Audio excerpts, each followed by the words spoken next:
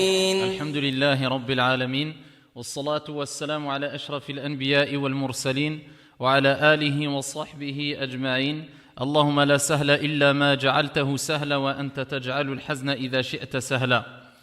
Donc nous allons poursuivre Inch'Allah Ta'ala les cours donc, de fiqh et on s'était arrêté la semaine dernière avec la description de la prière prophétique, la prière qu'accomplissait le prophète alayhi salatu wassalam, et vous m'avez compris lorsque je dis cela. Et donc on avait fait une démonstration afin que cela soit plus compréhensible et plus clair pour les frères et les sœurs, et cela relève de la sunna ici des compagnons radiyallahu anhum wa ardahum. Ils passaient de la théorie à la pratique afin d'expliquer certains actes d'adoration comme al-wudu, les ablutions, et on a fait une vidéo sur comment accomplir les ablutions basée particulièrement toujours sur le madhab de l'imam Malik rahmatullahi alayhi. Et là nous avons fait comment accomplir la prière, toujours basée particulièrement, et pas seulement mais particulièrement sur le madhab de l'imam Malik rahmatullahi alayhi. Alors ici on va voir un nouveau chapitre aujourd'hui au billahi tawfiq, c'est concernant as-sahw. Alors quand on parle de as-sahw, sujoud as-sahw, la prosternation de as-sahw, c'est la prosternation de l'oubli ou bien de la distraction. Donc il faut savoir une chose, que quand on traite ce sujet-là, eh bien c'est un sujet qui peut être très simple si on résume les grandes lignes, et très compliqué et très complexe si on rentre dans les détails. Alors très simple si on résume les grandes lignes, eh bien si je résume en quelques mots les grandes lignes de sujoud as-sahw, donc la prosternation de la distraction ou de l'oubli basée particulièrement sur le madhab de l'imam Malik rahmatullahi alayhi, on peut dire que lorsqu'une personne oublie une chose dans la prière qui fait partie des actes obligatoires ou bien des sunan, eh bien il se doit de faire deux prosternations de réparation avant le taslim, avant de dire assalamu alaykum. Ces deux prosternations, c'est des prosternations dites sujoud as-sahw, c'est des prosternations qui vont permettre de réparer l'oubli ou la distraction qu'on a eu dans la prière. Donc, il a terminé le tashahhud et la personne doit dire Allahu Akbar, il se prosterne une fois, Allahu Akbar, il se met assis, Allahu Akbar, il se prosterne une deuxième fois, Allahu Akbar, il se met assis, et ensuite il dit Assalamu alaykum, ou bien dans le madhab de l'imam Malik rahmatullahi alayhi, il est recommandé de refaire une autre fois le tashahhud sans faire la prière sur le prophète alayhi salatu wassalam, donc la deuxième partie du tashahhud si on veut quelque part. Ça c'est quand il oublie quelque chose qui fait partie des obligatoires ou bien des sunan, tout en sachant que s'il oublie une chose qui fait partie des obligatoires, sujoud as-sahw ne suffit pas, mais il devra réparer, revenir sur l'acte obligatoire qu'il a délaissé. Et quand on rajoute une chose dans la prière qui fait partie des sunan ou bien des actes obligatoires, on fait un ajout dans la prière, eh bien on doit faire sujoud as-sahw, les deux prosternations de distraction ou d'oubli, après le salam. Après avoir dit assalamu alaykum, on se prosterne deux fois et ensuite on redit une deuxième fois, soit directement assalamu alaykum, ou bien on fait le tashahhud, la première partie, sans rajouter la prière sur le prophète et sur Ibrahim alayhim assalam, ou bien ici on dit aussi sans rajouter de dua, assalamu alaykum, assalamu alaykum. Troisième des choses qu'on peut dire de façon très résumée, s'il y a un rajout et un manquement qui se réunissent dans la prière, eh bien on fait sujoud as-sahw avant le taslim, avant le taslim. Et si par contre on a un doute quelconque dans la prière, on ne sait plus, est-ce que j'ai fait 3 rak'a ou bien 4 rak'a, eh bien on se base sur al-yaqin, sur la certitude. 3 ou 4, donc on se base sur le minimum qui est sur ces 3 rak'a, et là on devra faire sujoud as-sahw après ici le taslim, car le prophète sallallahu alayhi wa sallam a rappelé que les sujoud as-sahw, eh bien après le taslim, c'est une humiliation pour shaitan, et on sait que ce doute-là vient souvent de shaitan, donc on le fait après le taslim. Et quand on prie derrière un imam, eh bien les erreurs qu'on a pu faire alors qu'on a prié derrière l'imam, eh bien cela ici, le fait de prier derrière un imam fait qu'on est couvert quelque part. On n'a pas à faire sujoud as-sahw alors que tu as fait l'erreur pendant que tu priais derrière l'imam. D'accord ? Comme le prophète alayhi salatu wassalam l'a rappelé dans le hadith bisanadin sahih rapporté par Ad-Daraqutni et d'autres. Par contre, si l'imam a fini la prière et toi tu es arrivé en retard, Eh bien, ici, si tu fais une erreur après le taslim de l'imam et dans une partie où toi tu es arrivé en retard, eh bien là, tu dois faire sujud as-sahw avant ou après pour compenser ton erreur. Ça, c'est de façon très très résumée et c'est en guise d'introduction. Et maintenant, on va rentrer dans les détails, incha'Allah ta'ala. Akhi, mon frère, cher frère, Akhi, barakallahu fik. Si tu peux éviter de rester, ça nous perturbe un peu, barakallahu fik. Barakallahu fik. Ici, hein?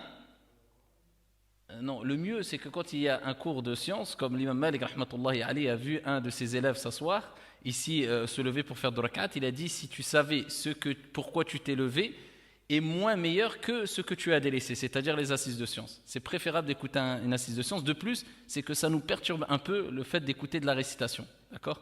Barakallahu fik. Ici, donc, rentrer maintenant dans les détails, ça demande beaucoup d'attention, surtout sur ce sujet qui est as-sahw. D'accord? Surtout ce sujet qui concerne as-sahw. Parce qu'il y a énormément de divergences et il y a énormément de détails à connaître. Donc là, j'ai dit les grandes lignes, on va dire. D'accord? Pour avoir ici une image de ce qui nous attend. Maintenant, en rentrant dans les détails, on va lire ce qu'a dit Al-Mu'allif rahmatullahi alayhi concernant ce chapitre de as-sahw. Alors il faut savoir que l'imam Nawawi rahmatullahi alayhi, d'autres, eh bien ils ont mentionné à peu près 6 hadiths de référence, 6 récits prophétiques de référence, sur lesquels se sont basés al-ulama et ce qui a provoqué la divergence chez les savants, jusqu'à ce qu'il y ait rapporté qu'il y a eu 9 avis différents concernant sujud as-sahw. 9 avis différents. Alors je ne vous dis pas 4 avis, parce que si on dit 4 avis, on se réfère aux 4 écoles. Mais il y a eu plus que 4 avis. Donc vous voyez, il y a eu beaucoup de divergences concernant ce sujet-là. Certains ont allié entre les textes, et d'autres ont fait le tarjih. Ils ont estimé que ce texte-là prédomine sur les autres textes, c'est celui-là qu'on doit prendre comme référence. Vous avez compris? Et d'autres, ils ont allié entre tous les textes. Ils ont dit tous les textes sont bons, mais on allie entre les textes. Alors, il faut savoir que certains ont dit que sujud as-sahw, on le fait toujours avant le taslim. D'autres ont dit que sujud as-sahw, on le fait toujours après le taslim. Et d'autres ont dit sujud as-sahw, on le fait quand le prophète sallallahu alayhi wa sallam l'a fait dans les textes. Et quand on est dans une situation qu'on ne retrouve pas dans les textes, eh bien on le fait avant le taslim. Et dans le madhab de l'imam Malik rahmatullahi alayhi, je vous ai dit, on le fait avant le taslim quand on a oublié, après le taslim quand on a fait un ajout, avant le taslim quand on a rajouté et diminué en même temps, et après le taslim quand on a un doute et qu'on a basé sur nabni ala al-yaqin. D'accord, j'ai fait une prière 3 rak'at ou 4. Ibni ala al-yaqin, tu te bases sur la certitude qui est 3 unités, c'est sûr. Et là, tu termines ta prière. Dans tous les cas, ta prière est complète, c'est sûr. Donc, tu rajoutes après le taslim, pas la peine de rajouter avant, parce que dans tous les cas, ta prière, elle est complète. Donc, après le taslim, pour que ça soit une humiliation pour shaitan. D'accord? Alors, يقول المؤلف قد يقع السهو بالنقص في ركن من أركان أو من الأركان أو فضيلة من الفضائل أو سنة من السنن. السهو, la distraction, eh bien, peut toucher un acte obligatoire dans la prière, un acte qui est concerné par as-sunan et un acte qui est concerné, ici, ils disent par al-fada'il. Donc, c'est-à-dire, on peut dire aussi al-mandoubat. Donc, tu peux avoir une distraction concernant ces 3 types ici qu'on vient de citer. وقد يكون بزيادة شيء في الصلاة. Et ici, il peut provoquer ou il peut être dû à un ajout dans la prière. فإذا سهى عن ركن لم تجزئه صلاته حتى يأتي به. Alors, il faut savoir que si par contre comment dire, la distraction ou l'oubli touche un pilier de la prière ou un acte obligatoire de la prière. Exemple, un acte obligatoire de la prière. Hein? Takbiratul ihram, d'accord? Takbiratul ihram, c'est le fait de lever les mains ou pas? Non, c'est le fait de dire Allahu Akbar. Mathalan, quoi encore? Ar-ruku', l'inclinaison, quoi encore? As-sujoud, la prosternation, quoi encore? At-tuma'nina, quoi encore? Surat al-Fatiha, d'accord? La surat al-Fatiha. Si ça touche un rukn, min arkan as-salah, eh bien ici, qu'est-ce qu'on doit faire? Là, on doit réparer.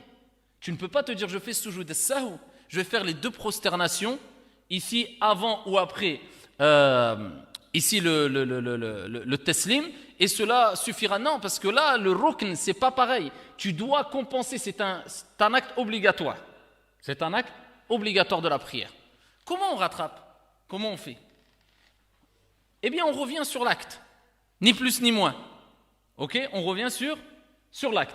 Ça veut dire que si la personne a oublié un ruku' et il est dans ce sujoud, il fait quoi?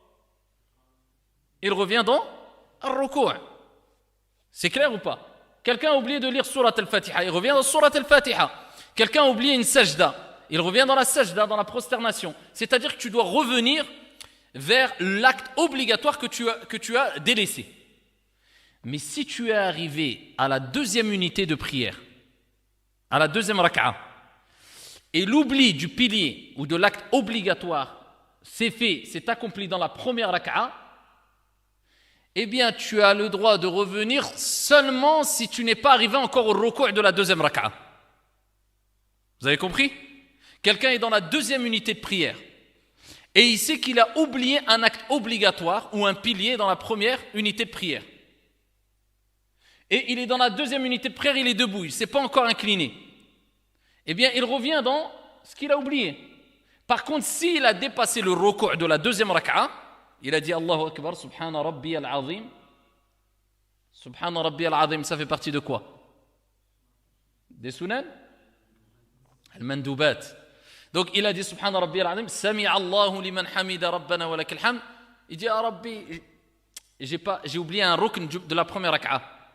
Comment il fait? Il considérera la deuxième raka'a comme la première raka'a. Vous avez compris ou pas? Ça veut dire que la première raka'a, elle est nulle. Il a dépassé le had, la limite autorisée. Ça veut dire que sa première unité de prière, comme il est arrivé à la deuxième unité de prière en ayant dépassé l'inclinaison, eh bien la première unité de prière n'est pas complète. Il lui manque un pilier. Donc sans ce pilier-là ou sans cet acte obligatoire, la raka'a elle est plus complète. Il ne peut plus la rattraper. Donc pour lui, la deuxième raka'a, ça va devenir la première raka'a. Vous avez compris? C'est simple. Donc ça, c'est concernant al-arkan. Et c'est pour ça qu'il dit, cela ne lui suffira pas, hatta ya'tiya bih, jusqu'à ce qu'il y revienne. Wa idha saha an fadilatin min al-fada'il, kal-qunut, wa-tasbih, wa-tahmid, la yalzamhu shay'un.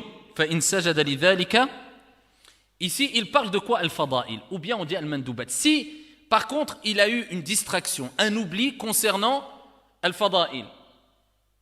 Al-tasbih, il a oublié de dire Subhana Rabbi al-A'la. D'accord? Des choses qui font partie pas des sunnahs, c'est-à-dire qui ont été recommandées avec insistance, mais des mandoubat, comme on avait déjà dit précédemment. Eh bien, à ce moment-là, donc ici il est important, hein, si on ne comprend pas cela, on n'a pas retenu cela, qu'est-ce que c'est que le fara'id, les obligatoires, qu'est-ce que c'est que les sunan, qu'est-ce que c'est que les mandoubat, on ne peut pas s'en sortir. Pour vous c'est clair. As-sunan, les sunan c'est quoi?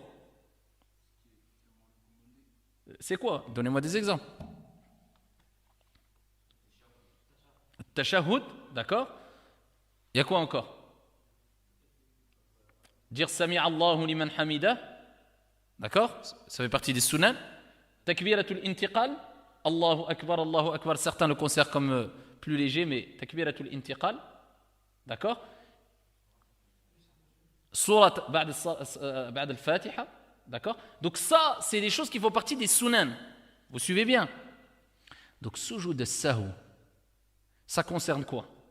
Ça concerne les obligations, tout en sachant que pour un acte obligatoire délaissé, non seulement on doit faire sujoud as-sahw, mais on doit revenir sur l'acte. Ça concerne les sunan. Vous avez compris? Sujoud as-sahw, c'est pour le fara'id et pour les sunan. Pas pour al-fada'il. Pas pour ce qui est en dessous. Voilà pourquoi le mu'allif il dit وَإِذَا سَهَى عَنْ فَضِيلَةٍ مِنَ الْفَضَائِلِ. S'il agit avec distraction, avec oubli par rapport à al-fada'il, les choses qui sont méritoires. Quel qunut? Al-qunut c'est quoi? Quel qunut? Ça fait partie de al-mandoubat. At-tasbih, subhana rabbiyal azim, subhana rabbiyal a'la. Wat-tahmid, alhamdulillah. Lam yalzamhu shay'un. Ici, il n'a rien à faire. Vous avez compris? Il n'a rien à faire. فَإِن سَجَدَ لِذَلِكَ. Et s'il se prosterne pour cela, il fait sujoud as-sahw, qu'est-ce qui se passe? عند المالكية, sa prière elle est nulle. Il a annulé sa prière. Parce qu'il a rajouté quelque chose volontairement qui ne fait pas partie de la prière. Amdan. Un sujoud. À la base, le sujoud, c'est un rukn. Et ça, il n'y a pas lieu de rajouter de sujoud as-sahw pour al-fada'il. وَإِذَا كَانَ السَّهْوُ عَنْ سُنَّةٍ أَوْ أَكْثَرٍ كَتَرْكِ قِرَاءَةِ سُورَةِ بَعْدَ الْفَاتِحَةِ.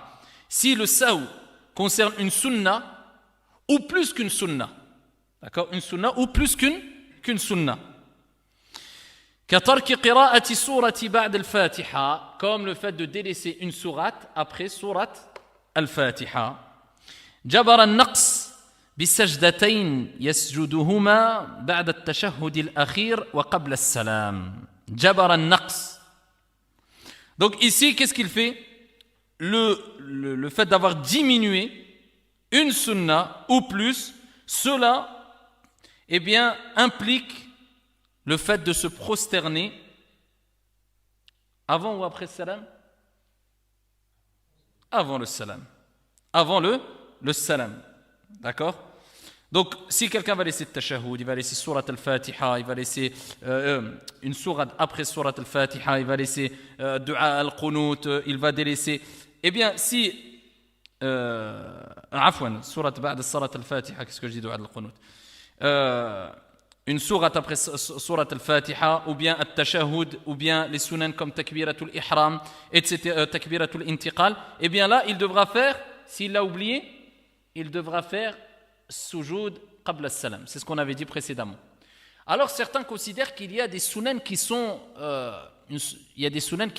légères. Comme par exemple takbiratul intiqal, le fait de dire Allahu Akbar quand on fait un mouvement. OK? Pas takbiratul ihram, hein? Pas pour rentrer dans la prière. Takbiratul intiqal. Ou bien le fait de dire Sami'a Allahu liman hamida min as-sunan. On a dit ça fait partie des sunan muakkada. Lakin ils disent qu'ils sont considérés aussi comme des sunnah mu'akkada mais plus légères que les autres. S'il délaisse une fois, il n'a même pas ce sujoud as-sahw à faire. Parce qu'ils disent que c'est tellement léger, c'est-à-dire c'est une distraction, un oubli concernant une sunna qui reste une sunna mais légère, qu'il n'y a pas lieu de le faire. C'est quelque chose de léger. Par exemple, quelqu'un une fois il va oublier de dire Allahu Akbar. Ou bien quelqu'un va oublier une fois de dire Sami'a Allahu liman hamida. Eh bien, certains dans le madhab maliki, ils disent qu'il n'a pas besoin de faire sujoud as-sahw. Mais la règle générale, c'est qu'on a dit les sunan, tu oublies une ou plus sujoud as-sahw. D'accord? Et là, quand tu as oublié, tu fais cela qabla as-salam, avant le salam. Par exemple, si nous prenons la personne qui va faire salat as-subh, et il va réciter dans la première rak'at surat al-Fatiha et une sourate. Il aura fait un pilier, il aura accompli le pilier, ou l'obligation, on est d'accord, surat al-Fatiha, et la sunna, réciter une sourate. Mais il les a fait à voix basse. Il doit faire sujoud as-sahw ou pas? Alayhi bi sujoud as-sahw. Li'anna al-jahr, le fait d'hausser la voix, quand il faut hausser la voix, et le fait de réciter à voix basse, quand il faut réciter à voix basse, donc on récite à voix haute dans Salat al-Subh, al-Maghrib et al-Isha pour les deux unités de prière, les deux premières. Et le fait de réciter à voix basse, quand on doit réciter à voix basse, c'est-à-dire Salat al-Dhuhr, Salat al-Asr, et les deux dernières rak'at de la dernière rak'at de al-Maghrib et les deux dernières de Salat al-Isha. Ça, c'est une sunnah. C'est une sunnah mu'akkada. Ça veut dire que celui qui va réciter à voix basse alors qu'il doit réciter à voix haute, ou à voix haute alors qu'il récite à voix basse, il doit faire sujoud as-sahw. D'accord?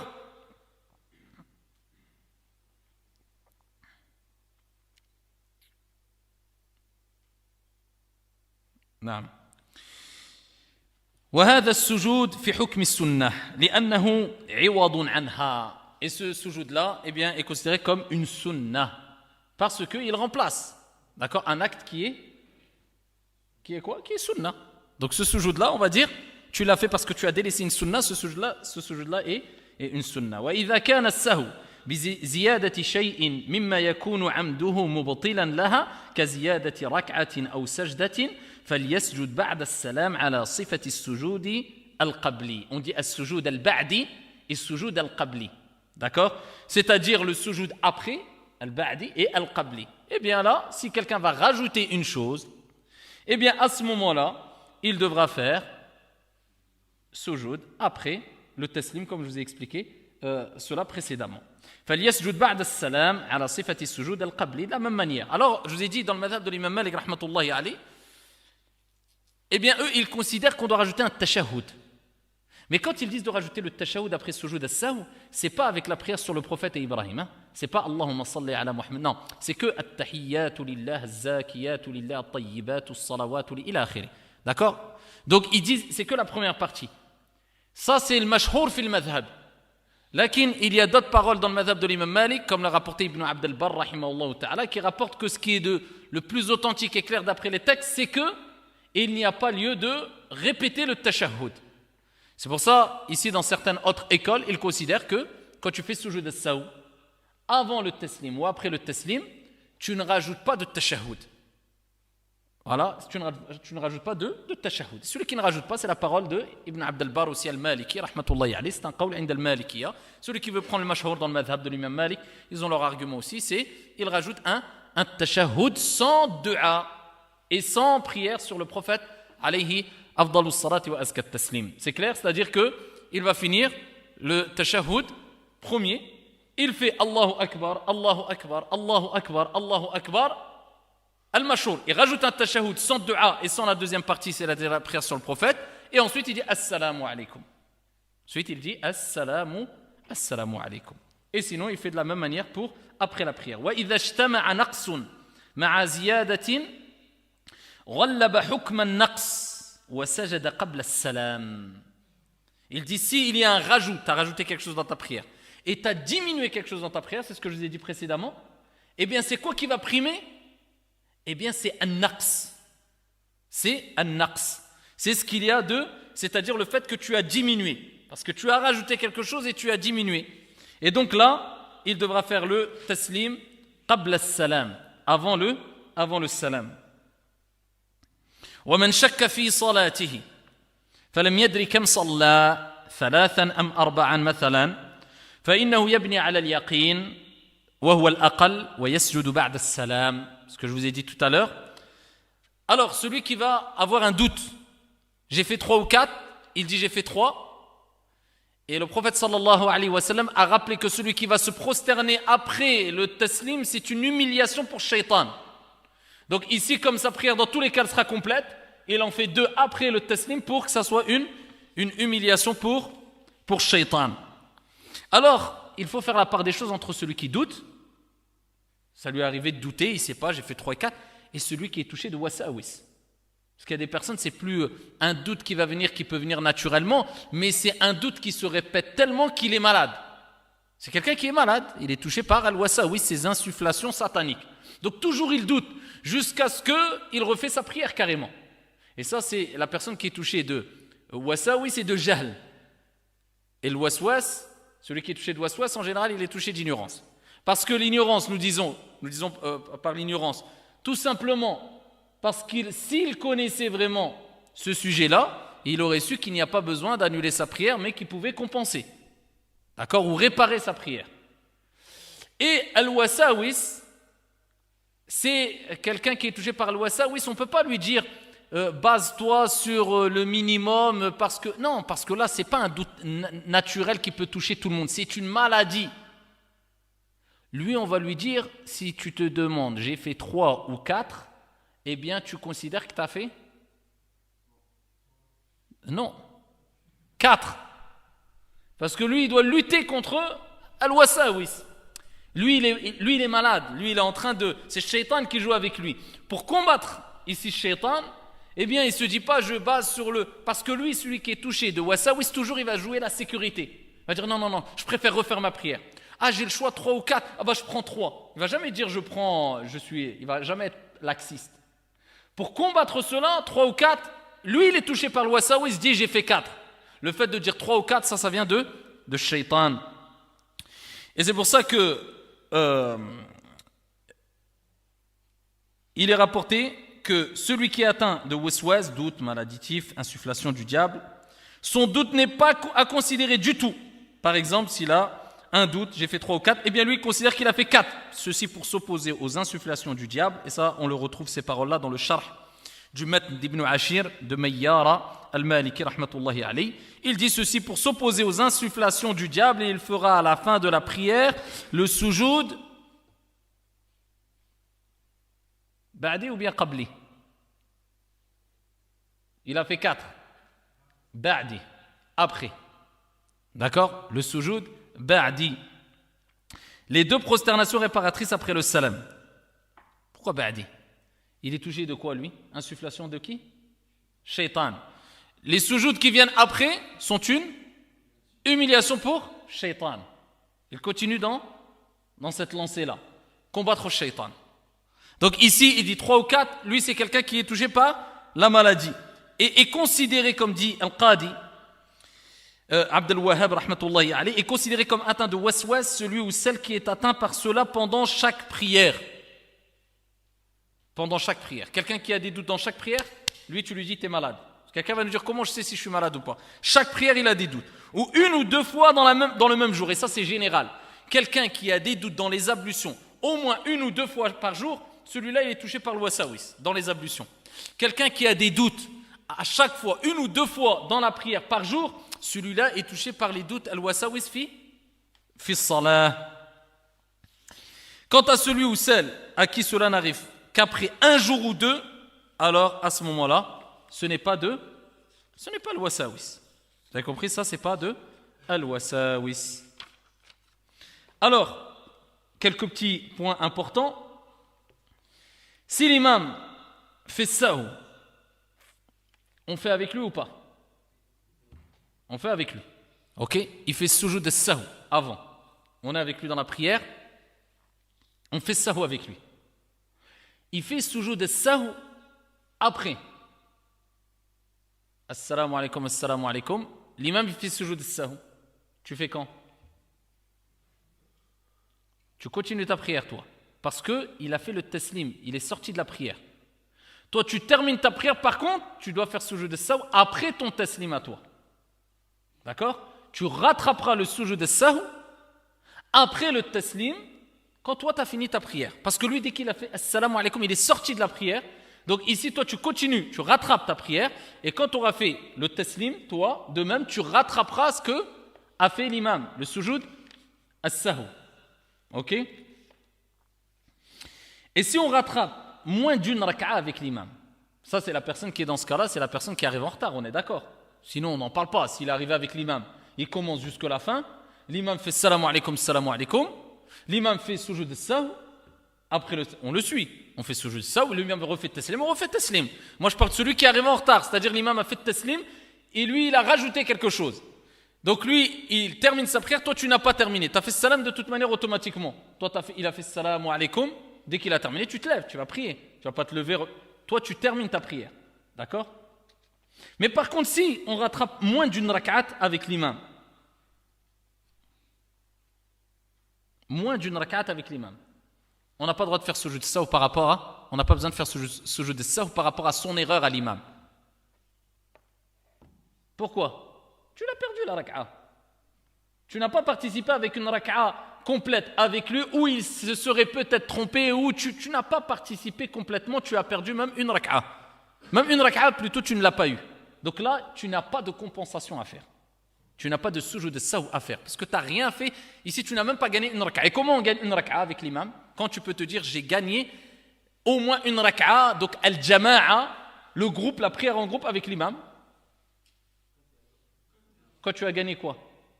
Une rak'a. Et comment on gagne une rak'a? C'est quand on a eu au moins, on est arrivé avant qu'il se relève de... Non. Al-ruku'.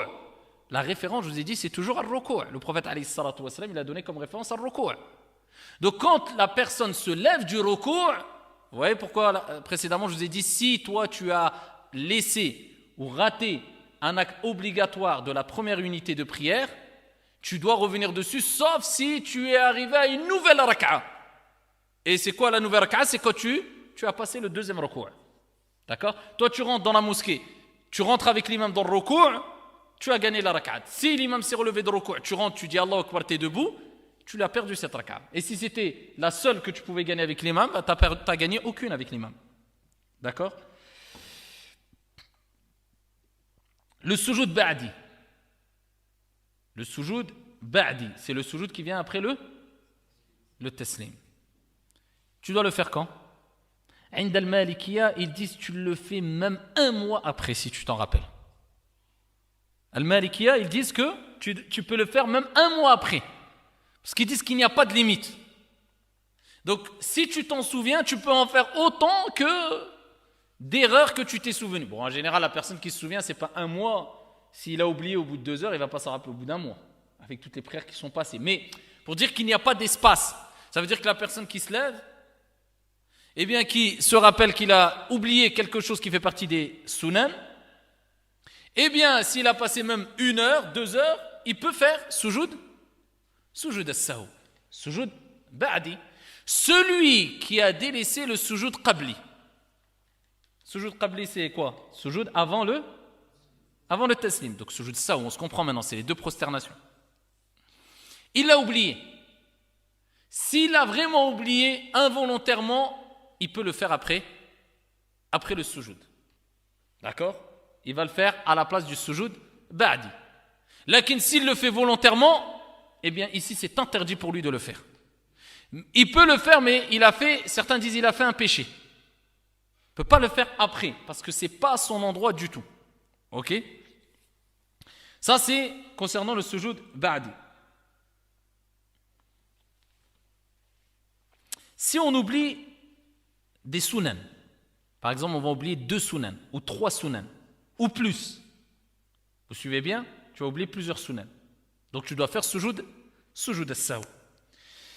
Et si on ne fait pas sujoud as-sahou immédiatement après le taslim, tu ne l'as pas fait directement, immédiatement après le taslim. Et tu ne l'as pas fait avant. Tu ne l'as fait ni après, ni avant. Et tu as laissé plus de 3 sunan, ta prière elle est batila. La prière elle est nulle. Si quelqu'un a délaissé une sunna, eh bien il le fait, il n'y a aucun problème, même après un long moment.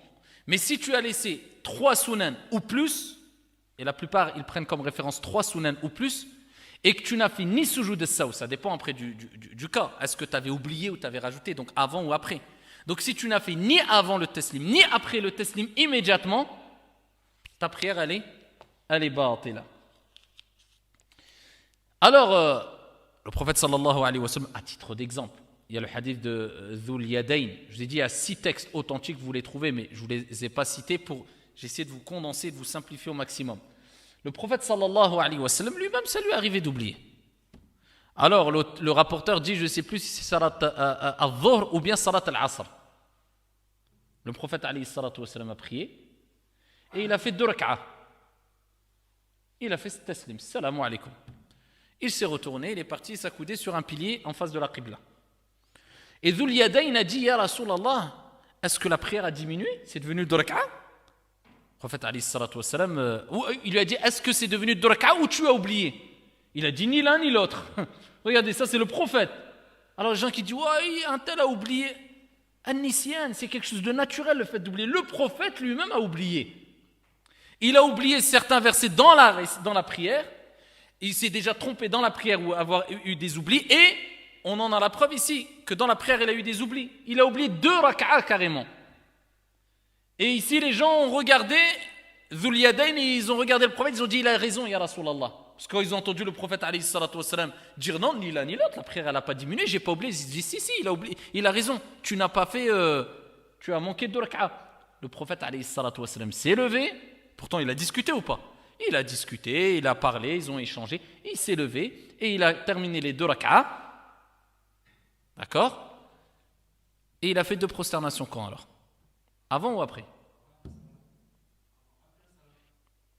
Après le salam. Pourquoi? Ahsant, il a rajouté. Le prophète, il a fait taslim. D'accord? Il a fait taslim.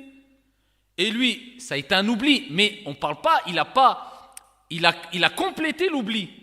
Parce que c'est des piliers. Donc il les a fait. Mais qu'est-ce qu'il a rajouté en fin de compte? Il s'est retrouvé avec 2 taslim dans la prière. L'oubli, il n'a pas terminé la prière sans l'avoir fait. Vous comprenez ou pas? L'oubli, quand tu termines la prière, c'est pour une sunna. Tu peux terminer ta prière et sans revenir dessus. C'est une sunna, tu ne reviens pas dessus la sunna. Tu l'as oublié, là, elle est partie. Donc tu as oublié une sunna, tu fais les 2 prosternations avant le taslim. Parce que tu les as oubliées. Mais là, un rukn, un pilier, tu ne peux pas te dire je l'ai oublié, donc je vais faire 2 prosternations avant pour compenser. Ça ne se répare pas. Tu dois les faire.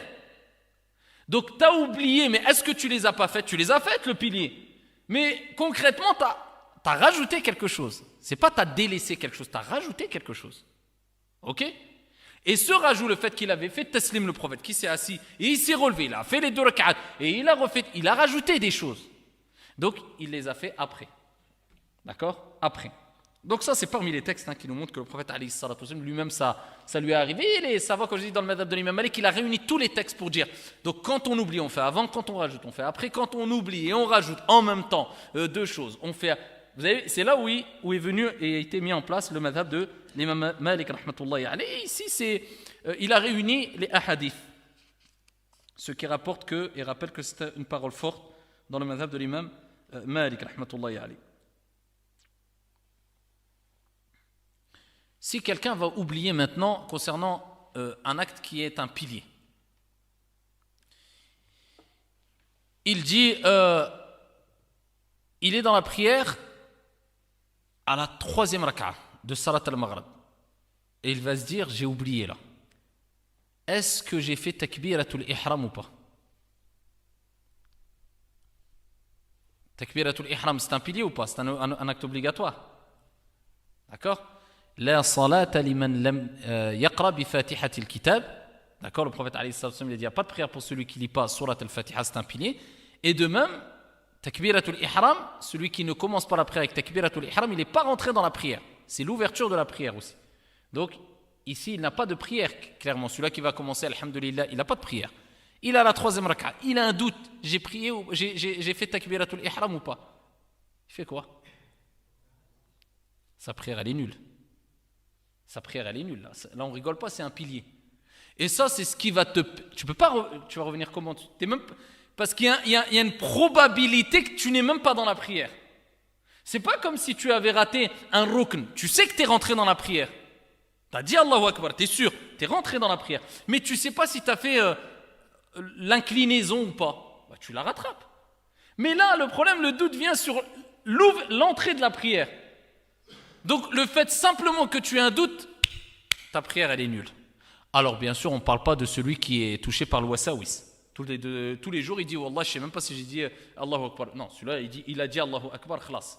Ça, on n'en parle pas. Moi, je parle de celui qui, ça peut arriver. Comme on avait dit, la référence, si ça arrive une fois tous les 2 jours, par exemple, ou tous les 3 jours ou plus. Celui-là, il n'est pas touché par le wasawis. Il a un doute. J'ai dit Allahu Akbar ou pas? Sa prière, elle est batila. Sa prière, elle est nulle. Ok? Le tashahhud. Le tashahhud, le premier. Et le deuxième. Et l'assise pour le tashahhud. Donc le premier tashahhud et le deuxième, c'est des sunan. Alors vous savez que celui, et ça c'est Indal Jumhur, celui qui se lève pour qui ne fait pas le premier tashahhud, le tashahhud c'est une sunna. Celui qui se lève, sa prière elle est bonne, il n'y a pas de souci. D'accord? Donc, il va se lever, il va continuer sa prière, il a la 3e rak'a, il dit Ya Rabbi, j'ai oublié le tashahhud. Est-ce qu'il revient dessus? Non, parce que c'est une sunna. On a dit on revient que quand c'est un pilier. Par contre, est-ce qu'il a oublié quelque chose qui fait partie des sunan? Il fait deux prosternations. Avant ou après? Avant. Khalas. Maintenant, il arrive, il veut se lever. D'accord? Il allait se lever. Il se lève de la 2e prosternation, de la 2e unité de prière. Normalement, il se met assis, il fait le tashahhud. Et là, il se lève et il commence à se lever. Et pendant qu'il se lève, il se dit Ya Rabbi tashahhud. il se rassoit ou pas? Ça dépend. Si il s'est levé franchement, il n'a plus le droit de se rasseoir. Il n'a pas le droit, parce que tu ne peux pas revenir sur une sunna. C'est une sunna. C'est comme si tu en faisais un rukn, un pilier ou un acte obligatoire de la prière. Par contre, si ses genoux, ou bien même jusqu'à ses mains, n'ont pas encore quitté le sol, il se remet assis. D'accord? Il se remet assis. Si ses mains ont quitté le sol, d'accord, il s'est levé, donc a fortiori ses genoux, ses mains ont quitté le sol, il n'est même pas encore levé clairement, mais ses mains ont quitté le sol, il s'en rappelle, il ne peut pas se rasseoir. Il continue et il se lève. Et dans tous les cas, on comprendra qu'il ne l'a pas fait, même ici, volontairement en plus, amdan. Donc en plus de cela, c'est une sunna. Donc ici, il n'y a pas de problème sur ce sujet-là. Après, ceux qui sont derrière l'imam, eh bien, à eux de rappeler à l'imam qu'il s'est trompé. Pourquoi? Parce que si tu ne lui rappelles pas, quelqu'un ne va pas dire, c'est une sunna, donc je n'ai pas besoin de lui rappeler à l'imam. Mais l'imam, il va se tromper, peut-être qu'il va croire qu'il est dans la première rak'a. Donc il faut quand même lui informer. Après, c'est à lui de savoir que, eh bien, ici, ce n'était pas un pilier, c'est une sunna, etc. C'est pour ça que celui qui préside la prière, en tout cas du moins pour les gens, et la base, la première des choses à apprendre dans les actes d'adoration pratiques, c'est ça, c'est ce qu'on est en train de voir là. Ça, c'est la base que tu apprends à des enfants. Hein. Parce que si quelqu'un ne sait pas réparer sa prière est battée là. Ça, c'est une science qui incombe à tout musulman. C'est une science qui est considérée comme une science qui est fard ayn. Une obligation qui incombe à tout musulman. C'est pas se dire, oui, ça, c'est qu'une partie. Et si on pose la question, dans un Jumu'ah, par exemple, une prière du vendredi où il y a 1500 personnes, et tu poses 2-3 questions sur ce sujoud saw, billahi alaykum. Je dis dans des pays non musulmans et musulmans, à votre avis, si on fait des statistiques comme ça, grosso modo, sur 100%, combien vont répondre correctement? J'ai bien peur qu'on ait des chiffres qui nous choquent. Et quand tu dis aux gens, ça c'est la base, avant de lire le Coran, avant d'apprendre le Coran, ça c'est la base. Est-ce que lire le Coran c'est obligatoire? Celui qui ne le fait pas, il a un péché. Est-ce que apprendre le Coran par cœur, c'est celui qui ne le fait pas, il a un péché? Mais ça, celui qui ne sait pas réparer sa prière, peut-être sa prière sera nulle, peut-être il va rencontrer Allah sans prière. Ça, c'est obligatoire, ça. Donc, ça, c'est des priorités qu'il faut connaître. Et malheureusement, beaucoup sont négligents. Alors ça concerne la personne qui prie individuellement et a fortiori l'imam. L'imam doit présider la prière. Alors, on le verra ça dans les détails. On va arriver prochainement dans la prière de Al-Jama'a en groupe. Et le jugement de l'imam qui doit être imam, etc. Et عند المالكية et عند الجمهور, chez la majorité des écoles, celui qui est le plus à même à présider la prière, c'est qui? Celui qui connaît le plus le Coran et maîtrise le plus le Coran, ou celui qui est le plus versé dans la science? Le plus versé dans la science. عند الجمهور, chez la majorité des écoles juridiques. Et عند المالكية aussi. Parce que pour Surat al-Fatiha, et on verra dans les détails leur argument des deux côtés, mais dans la prière, c'est quoi qui est un pilier? Surat al-Fatiha. Donc, connaître le minimum du Coran, ta prière est valide ou pas? Mais celui qui n'a pas de science, et il ne sait pas par exemple sujoud saw, sa prière elle peut être invalide ou pas? Donc c'est quoi le plus important? Avoir de la science ou avoir beaucoup de connaissances au niveau de l'apprentissage du Coran par cœur? On voit que les deux sont importants, mais le plus important c'est la science, al-ilm. Et parmi les arguments, quand le prophète alayhi salatu wa salam était très malade, il a fait devancer qui? Il a recommandé qui? Il a recommandé Ubay ibn Ka'b par exemple de présider la prière, ou les plus versés dans le Coran, ou Abu Bakr. Abu Bakr n'était pas lui le plus versé dans le Coran. Il faisait pas partie des grands qurra réputés, mais par contre, il faisait partie des plus proches du prophète et les plus savants. Et il y a plusieurs arguments, ça on détaillera, pour vous rappeler que la prière, elle doit être accomplie avec ilm, avec science, et avec khushu' et avec humilité. Et ce n'est pas simplement se consacrer ou concentrer que sur des actes extérieurs, comme je disais, quelquefois qui font partie des mendoubat. Non, c'est l'ilm qui doit primer dans l'apprentissage de la prière. Et ça, c'est un sujet qui est malheureusement beaucoup trop négligé. Donc, ici, ça, c'était un résumé concernant sujoud as-sahw. Et, Inch'Allah ta'ala, le prochain cours, on rentrera dans la prière de Al-Marid et la prière de Al-Musafir, donc la prière du malade et la prière du voyageur dans les détails. On continuera, Inch'Allah ta'ala, wallahu a'lam, alhamdulillahi rabbi.